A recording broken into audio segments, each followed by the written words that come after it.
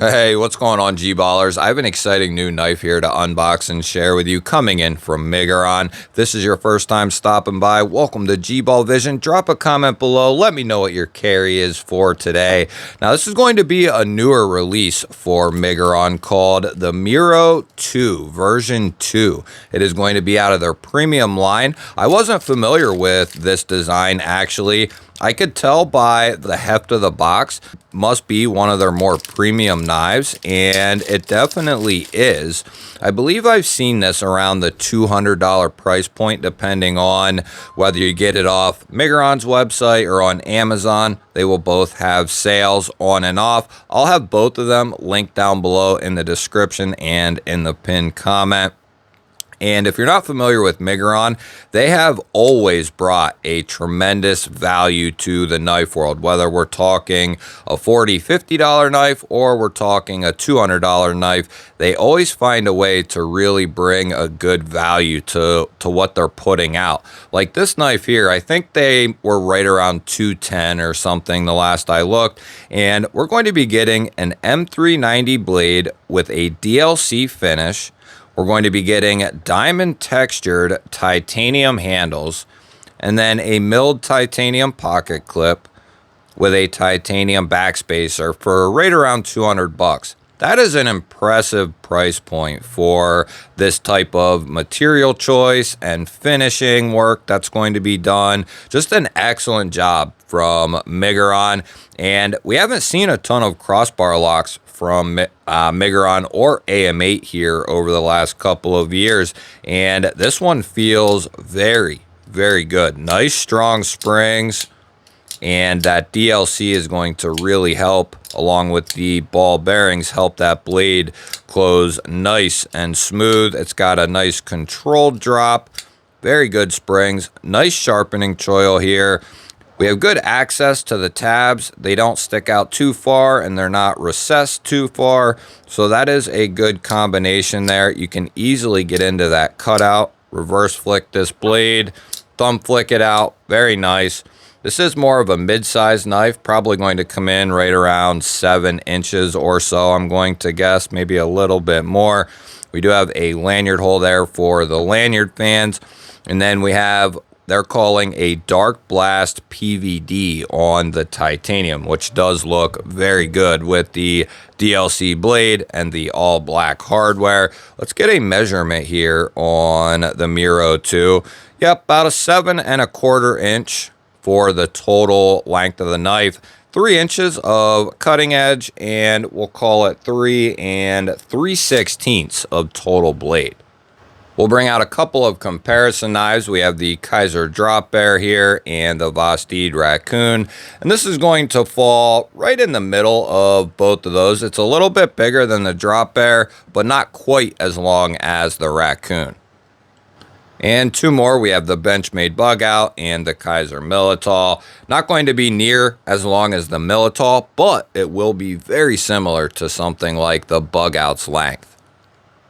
We'll get our 50 Ways GBall Vision Hank out here, and we'll see what this clip looks like in the pocket, check the retention, see what it's looking like, and I think that's going to look nice and clean. You'll have a little bit poking out of the pocket there, which is something that I prefer. That gives you a nice spot to grab a hold of the knife and retrieve it out of the pocket.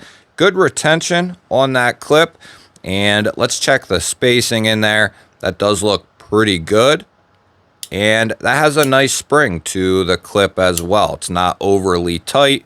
There's a decent amount of room in there. Of course, that is always going to be left up in the air. It just depends on how thick a seams we are trying to fit these knives in, but I think for the most part that will get the job done. Let's get the arch nemesis off the shelf. We'll get a weight check here on the new Miguron Mero 2, and I like to guess the weight of the new knives that come into the channel, and I invite you to play along. Put your guess down in the comments. Even if you already have a comment or two down there, don't worry about it. I love to see the guesses, so just do it.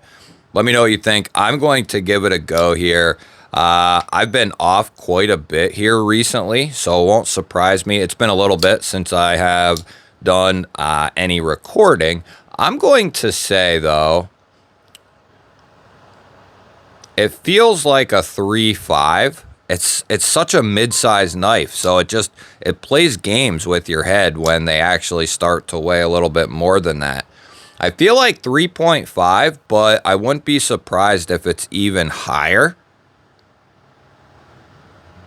Okay, let's say 3.6. Oh, it is. See? It's deceiving. It's deceiving.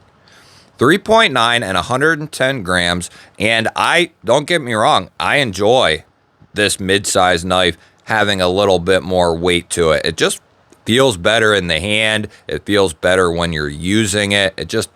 I like a little bit of weight to my knives in almost all situations. Of course, there are times and places for something like the bug out or, that type of size and weight.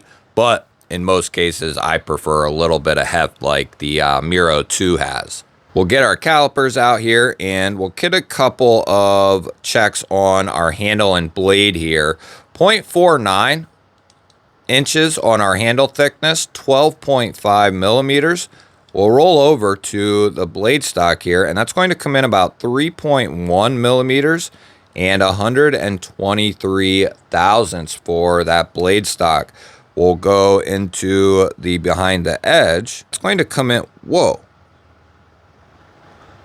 This is hollow ground. I wasn't even thinking about that. That's coming down there around 15 thousandths. So that's right. This is a hollow ground. So this is going to come down nice and thin, 0.36 millimeters. So this is actually a hollow ground, which I figured that, while we were looking at it, but I didn't take that into account just then. So this is coming down nice and thin. Let's see how the Mero 2 cuts out of the box. We'll use our standard catalog paper here, and this is going to be a great blade shape for EDC. It is a beautiful looking blade. Love that flat with the top swedge there. It just looks fantastic. The satin finish running through the DLC. What a beautiful looking blade. What a time to be into knives and gear. Just fills my heart with joy. So let's see how the Mero 2 cuts. Let me pay attention here. Quit talking. Quit talking to me, I said.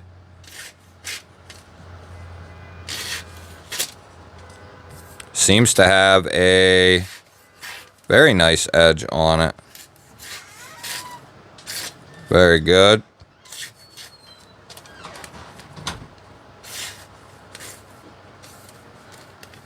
Very nice edge on this feller. Let's get the off-grid driver out here. See what kind of hardware we're looking at. T8 on the body screws. We have T8 on the pivot. And we got T8 on the pocket clip. Excellent job. We don't have the option for left-hand carry. That'll be, a tick against this. If we are looking at it from a left-hander's perspective, we don't have that option here, but we do have an ambidextrous opening system and a locking system. It would have been nice to have that option with maybe a little filler tab here. That would probably be my main knock on this knife, is we don't have any option for that left-hand carry. The way the design of that clip works, I think it would have worked just fine. As it angles this way, it would angle this way. I think it would have worked. So, I think that would have been a nice touch right there, having the left-hand option. We'll go ahead, run a couple of checks on here. It is nicely centered up. The springs are nice and strong in there. Nice and smooth, nice and clean feeling. We don't have any up or down play. And we don't have any side-to-side play either. We'll go ahead and we'll get the old spine whacker off the toolbox, and we'll give this a nice little check here.